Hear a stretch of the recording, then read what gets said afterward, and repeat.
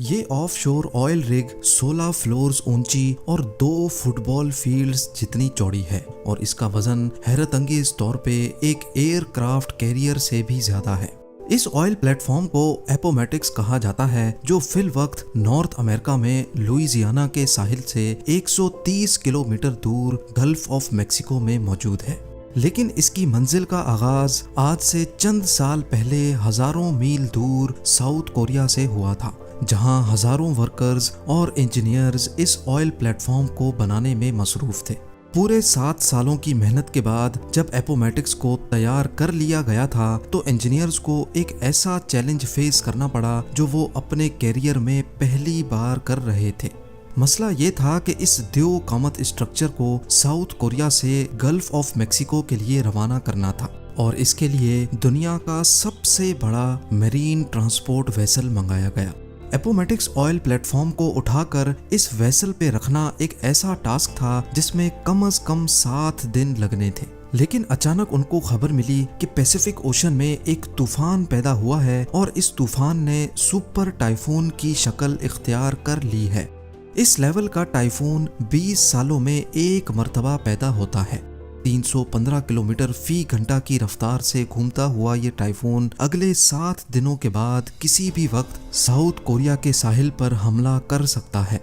और ये बात तो हम सबको मालूम है कि सुपर टाइफून जब कहीं हमला करता है तो नुकसान पहुंचाए बगैर नहीं जाता। वर्कर्स, इंजीनियर्स और ट्रांसपोर्ट एक्सपर्ट्स के लिए अब चैलेंज ये था कि इनको 7 दिनों का काम सिर्फ 3 दिनों में करना था। यानी अगर 3 दिनों के अंदर अंदर एपोमेटिक्स ऑयल प्लेटफॉर्म को शिप यार्ड से उठाकर इस मरीन वेसल पे लोड करके रवाना ना किया गया तो सालों की मेहनत एक ही पल में जाया भी हो सकती है। ये एक ऐसा मसला था जिसने नीचे से लेकर ऊपर तक सारी मैनेजमेंट को हिला कर रख दिया था। जेम टीवी की वीडियोस में एक बार फिर से खुशामदीद। नाजरीन, ये oil platform Shell oil company का सबसे बड़ा प्रोजेक्ट था और यही वजह थी कि उनके पास एक छोटी सी भी गलती की जगह नहीं थी। सुपर टाइफून को अवॉइड करने के लिए और एपोमेटिक्स को वक्त से पहले रवाना करने के लिए बचा कुचा काम पूरा करना बहुत जरूरी था, जिसके लिए वर्कर्स की एक एक्स्ट्रा आर्मी बुलवाई गई। वर्कर्स ने दिन रात एक कर दिया और जल्द अज जल्द एपोमेटिक्स को ट्रांसपोर्ट के लिए तैयार करना शुरू कर दिया। दूसरी तरफ मैनेजमेंट मीटियोरोलॉजिकल एडमिनिस्ट्रेशन से मिलकर सुपर टाइफून की मूवमेंट पर नजर रखे हुए थी। उनको एक उम्मीद थी कि शायद ये सुपर टाइफून अपनी डायरेक्शन बदल ले, लेकिन उनकी उम्मीदों पर तो जैसे पानी ही गुजर गया जब उनको ये मालूम पड़ा कि टाइफून तो पैसिफिक ओशन से सीधा साउथ कोरिया की जानिब बढ़ता जा रहा है। वर्कर्स की आर्मी ने जी जान लगाकर सिर्फ 3 दिनों के अंदर अंदर एपोमेटिक्स का सारा काम कंप्लीट कर लिया और अब बारी थी इस द्यो कामत स्ट्रक्चर को उठाकर फ्लोटिंग डॉक पर रखने की। इस पूरे स्ट्रक्चर का वजन हैरतअंगेज तौर पे 41,000 टन्स बताया जा रहा था। इतना ज्यादा स्टील तो बुर्ज खलीफा की कंस्ट्रक्शन में भी इस्तेमाल नहीं हुआ था जितना इस ऑयल प्लेटफॉर्म पे लगाया गया था। बड़े बड़े हाइड्रोलिक जैक्स की मदद से एक एक इंच करके इसको धकेला गया और फ्लोटिंग ड्राई डॉक पर रख दिया गया। टग बोट्स की मदद से फ्लोटिंग डॉक को खींचकर शिप यार्ड से दूर ले जाया गया, जहां से इसको इस मरीन वेसल में लोड किया जाना था। ये दुनिया की सबसे बड़ी मरीन ट्रांसपोर्ट वेसल है जो 98,000 टन्स का वजन आसानी से कैरी कर सकती है और इसी पर एपोमेटिक्स को दुनिया के दूसरे कोने गल्फ ऑफ मेक्सिको तक जाना था। अगली सुबह एपोमेटिक्स को फ्लोटिंग डॉक से उतार लिया गया। अब ऑयल प्लेटफॉर्म पहली बार पानी पे फ्लोट करने लगा। टग बोट्स की मदद से प्लेटफॉर्म को मजीद डीप वाटर तक खींचा गया, जहां ये मरीन वेसल पहले से इंतजार कर रही थी। दूसरी तरफ सुपर टाइफून तेजी से साउथ कोरिया की तरफ बढ़ता जा रहा था और मैनेजमेंट के सर पर एक तलवार सी लटक रही थी। अब सुपर टाइफून सिर्फ 48 आवर्स दूर था और जैसे जैसे वो करीब आता जा रहा था वैसे वैसे समंदर में उसकी निशानियां भी उभरने लगी थी। समंदर में हवाओं और लहरों का सिलसिला बढ़ रहा था जो एपोमेटिक्स के लिए एक खतरे की निशानी थी। अगला लम्हा बहुत ज्यादा नाजुक था। ऑयल प्लेटफॉर्म को वेसल पे लोड करना बहुत ही कॉम्प्लिकेटेड काम होता है। इसके लिए पहले वेसल अपने अंदर मौजूद वाटर टैंक्स में पानी इनटेक करती है, जिसकी वजह से वो पानी के अंदर चली जाती है। फिर टग बोट्स ऑयल प्लेटफॉर्म को खींचकर वेसल के ऊपर लेकर जाती हैं और फिर आखिर में वेसल पानी को वापस बाहर निकालती है, जिसकी वजह से वेसल ऊपर की जानिब उठ जाती है। लेकिन ये काम इतना आसान भी नहीं होता है जितना आपने इस एनिमेशन में देखा। इस काम के लिए समंदर का पुरसुकून होना बहुत ज़रूरी होता है, क्योंकि अगर लहरों में ये काम किया गया तो एपोमेटिक्स सही अलाइनमेंट में वेसल के ऊपर नहीं लोड हो पाएगा और ये चीज़ वेसल और एपोमेटिक्स दोनों के लिए खतरनाक हो सकती है। सुपर टाइफून की वजह से समंदर में काफ़ी तेज़ी थी। लहरों और तेज़ हवाओं की वजह से ये काम करना मुमकिन नहीं था।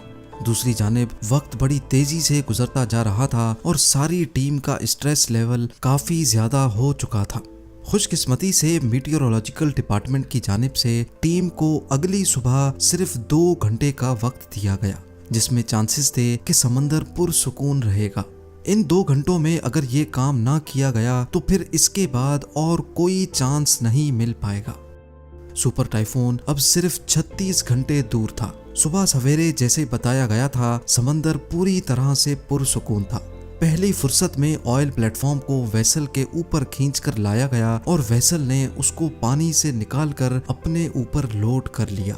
सुपर टाइफून से कई घंटे पहले एपोमेटिक्स आखिरकार साउथ कोरिया को अलविदा करने में कामयाब हो चुका था। शेल ने अपने ऑयल प्लेटफॉर्म को सुपर टाइफून से बचाकर पहला चैलेंज तो कंप्लीट कर लिया था, लेकिन इसका मतलब ये नहीं कि अब आगे और कोई चैलेंज नहीं आने वाला। कई महीनों के सफर के बाद साउथ टेक्सास में ऑयल प्लेटफॉर्म को दोबारा अनलोड किया गया, क्योंकि 4 मॉड्यूल्स ऐसे थे जिनको यहाँ पर मैन्युफैक्चर किया जा रहा था। मॉड्यूल्स को एक एक करके प्लेटफॉर्म पे फिट किया गया और एक बार फिर से इसको 130 किलोमीटर दूर अपनी मंजिल के लिए रवाना किया गया, जहां इसको अगले 40 सालों तक रहना था।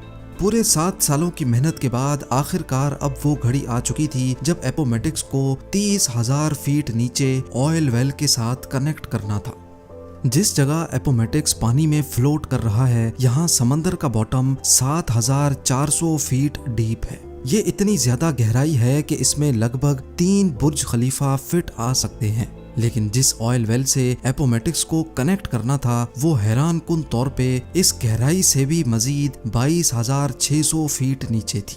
समंदर की इतनी गहराई में पानी का प्रेशर बहुत ज्यादा होता है, जहां पर किसी इंसान का जाना और फिर वहां कोई मिशन अंजाम देना इम्पॉसिबल होता है। लिहाजा समंदर के बॉटम पे ऑयल वेल की ओपनिंग के साथ एपोमेटिक्स को कनेक्ट करने के लिए remotely operated under water vehicle को इस्तेमाल करने का फैसला किया गया। इंस्टॉलेशन क्रू, जो कि एक अलग प्लेटफॉर्म से अंडर वाटर पाइपलाइंस को इंस्टॉल कर रहा था, उन्होंने ROV को क्रेन की मदद से समंदर के अंदर भेजा। ये एक बहुत ही कॉम्प्लिकेटेड काम होता है, जिसमें पाइपलाइन को ठीक ऑयल वेल की ओपनिंग के ऊपर जाकर लैंड कराना होता है। 7,400 फीट नीचे ये काम इतनी एक्यूरेसी से अंजाम देने का कंट्रोल ऊपर बैठे ROV ऑपरेटर के हाथ में होता है, जो किसी वीडियो गेम की तरह ये मिशन परफॉर्म कर रहा होता है।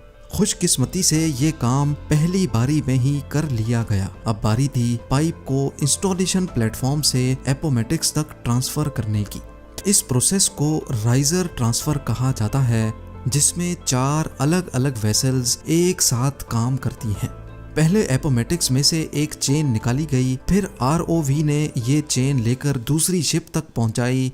इस शिप से ये चेन दूसरे प्लेटफॉर्म ने खींच ली और फिर आखिर में एपोमेटिक्स से इस चेन को खींचकर पाइप को अपनी तरफ कर लिया गया। इसके बाद शुरू किया गया ड्रिलिंग का काम। सी बेड से भी हजारों फीट नीचे, लगभग 22,600 फीट नीचे पाइप को ऑयल वेल तक ड्रिल करना था। कई महीनों की ड्रिलिंग के बाद आखिरकार पाइप ऑयल वेल तक पहुंच चुका था। अब बारी थी ऑयल को पंप करने की। इस लम्हे को देखने के लिए पूरी टीम जमा हो चुकी और एक बटन की मदद से ऑयल पंप को ऑन किया गया। 30,000 फीट नीचे से जब पहली बार ऑयल पंप हुआ तो सबके चेहरों पर खुशी देखने जैसी थी। वर्कर्स, इंजीनियर्स और मैनेजमेंट की 7 सालों की मेहनत रंग ले आई थी ऑयल का फ्लो और उसकी क्वालिटी बिल्कुल परफेक्ट थी। आज एपोमेटिक्स हर रोज 1,75,000 बैरल्स ऑयल प्रोड्यूस करता है, जिससे इतना फ्यूल बनाया जाता है जो 40 लाख गाड़ियां एक दिन में इस्तेमाल करती हैं। शेल का मानना है कि अगले 40 सालों तक यानी 2060 तक एपोमेटिक्स इसी तरह ऑयल प्रोड्यूस करता रहेगा।